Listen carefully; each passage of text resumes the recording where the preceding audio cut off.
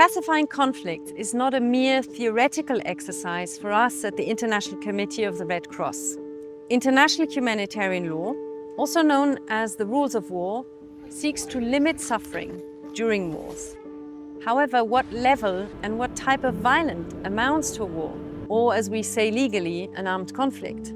To understand when international humanitarian law applies, we need to know if a situation is an armed conflict. This is crucial for all warring parties, whether they are state military or non-state armed groups, such as an armed opposition. It's their responsibility to understand their legal obligations and spare civilians from the fighting. For instance, under international humanitarian law, parties to an armed conflict have the obligation to firstly limit how wars are fought and with which weapons, so as to reduce as much as possible the suffering of both civilians and fighters. Secondly, treat humanely all people detained in relation to the war.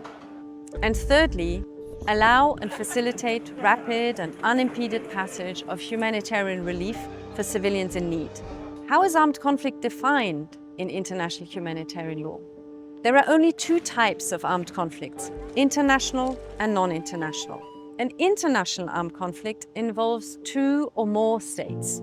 It is triggered by any use of armed force between states, regardless of intensity, duration, or the number of soldiers involved.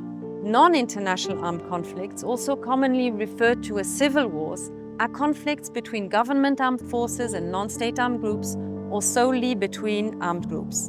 Basically, two main criteria must be met.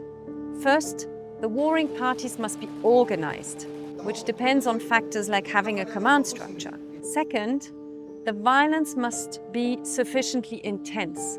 And this means the number of armed confrontations, for instance, or the types of weapons used, or the number of casualties. Most rules of international humanitarian law actually apply to both types of conflict. However, some rules, such as the treatment of prisoners of war, apply only to international conflicts. Defining a situation of armed conflict, importantly, does not legitimize a war. Political or other motivations play no role in the classification of armed conflict.